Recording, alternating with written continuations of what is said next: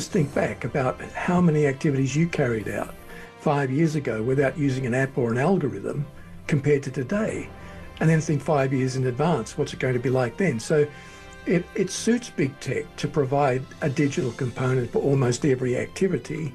But because of AI, it now kind of suits government as well. And we need to keep an eye on that acquisition of power through ubiquitous surveillance that AI allows. We need to keep our eye on it. And this year will be a big year for talk of the central bank digital currency or digital pound. It really could encourage authoritarian tendencies in governments.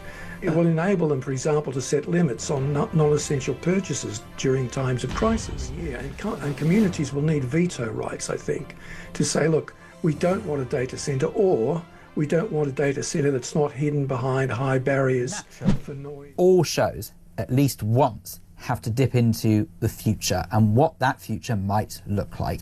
And I'm very pleased to say that there is one chap for the job who does sterling work on this front. It's Mal Fletcher, who's a futurologist and social commentator, and he joins us now. Mal, a very good morning to you and a very happy new year to you.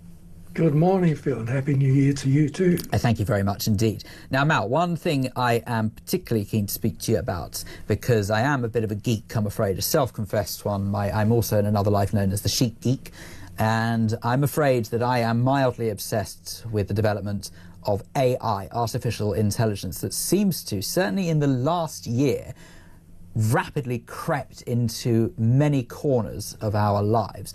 And I wondered, from your perspective, what do you think the development of AI will be in 2026?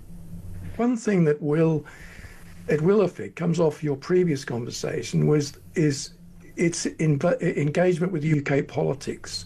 It's going to become much more deeply embedded in our politics, in the running of campaigns, in helping people engage with political processes. And there's lots of benefits there, Bill, but there will be real concern that the interests of government and AI developers doesn't become too closely aligned. Yeah. And I think you have to say that's already... I've always seen AI, I don't know how you feel about this analogy, but I've always seen AI like a knife. I look at it as saying that if you gave a chef, a top Michelin star chef, a knife, he could do wonders with that. He'd make some fantastic culinary delight that would please anyone who eats it. And yet, if you gave that same knife to a thug who went around attacking people with it, it would obviously cause a lot of harm and damage. So my comparison is to say that it's the same with AI. If you put AI into the hands of those who want to develop it for good and for decent purposes, it will be very beneficial to all of us. If you put it into the hands of those who want to use it for sinister and nefarious reasons, then we could be in trouble. Yeah, absolutely right. I mean, technology is amoral by definition. It's we, the humans, who are the moral agents. We have to decide what we're going to do with it. AI is not the threat as much as the way that we might use it. And one of the things that started to happen in the last year that's going to carry over very much into the year ahead is hyper-digitisation, the bringing together of as much as possible of the human experience under the digital umbrella. Just think back about how many activities you carried out 5 years ago without using an app or an algorithm compared to today. And then think 5 years in advance, what's it going to be like then? So it suits big tech to provide a digital component for almost every activity. But because of AI, it now kind of suits government as well. And we need to keep an eye on that acquisition of power through ubiquitous surveillance that AI allows. We need to keep our eye on that and make sure that, government policy is not too much shaped by the interests of AI developers. And I also don't really want to see governments themselves accessing or using AI, especially with the development and the rapid creation of these data centers, because as far as I'm concerned, if the government have even more information on us, they will just try and use it to control us further. And as far as I'm concerned, life was so much better when we truly had freedom. You may have heard caller Daniel in Epsom just saying earlier on that one of the fundamental things that he wants to see restored to British people is their freedom. And as far as I'm concerned, we seem to be hurtling in totally the wrong direction. Yeah, I think you can make a strong case for that. And you mentioned data centers. I think one of the things we forget when we invest our time, just as consumers in AI, is that the data that we're creating and the streams that we're using have to be housed in a physical location. It's not the cloud as in some amorphous thing. It's a physical location. So down the road from where I'm sitting right now was one of the first data centres built in the UK, and I thought it was a prison at first until I realised that there were no windows and began to dig a bit and found out it was a data centre. The computers that drive AI need somewhere to be housed, and they need a great deal of power to keep them going. And they're beginning to spring up across the British landscape, and I think we're going to see a lot more of that in the coming year. And communities will need veto rights, I think, to say, look, we don't want a data centre, or we don't want a data centre that's not hidden behind high barriers for noise obstruction and so forth, because these things eat up huge amounts of power.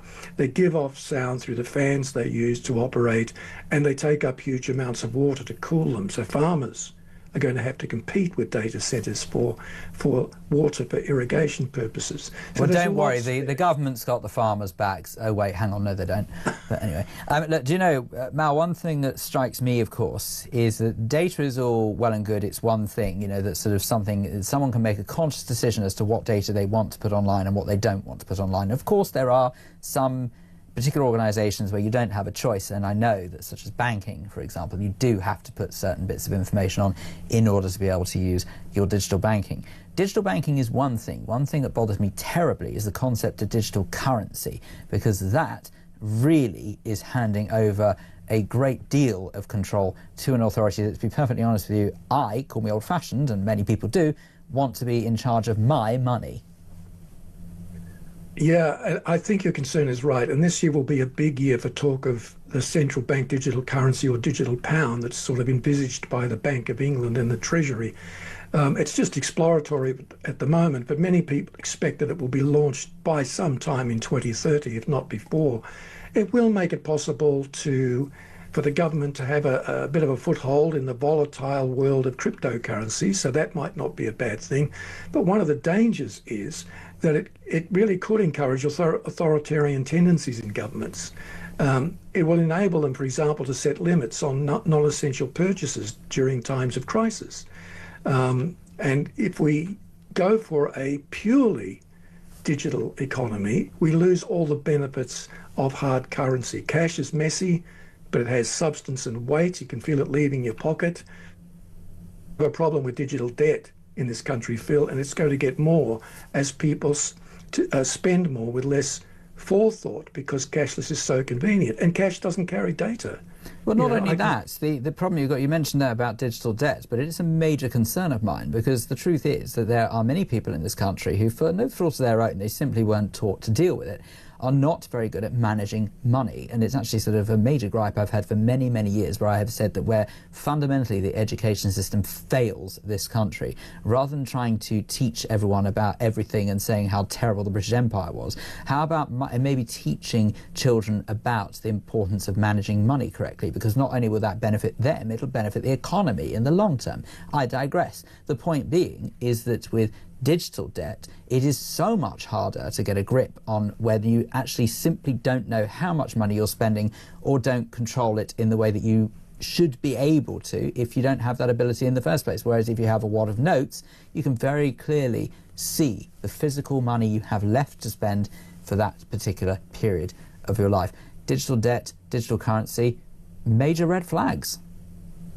Yeah, and the other thing about hard currency is that it doesn't carry data. And so, as I said, someone could steal my cash today, but they can't use it to steal my identity.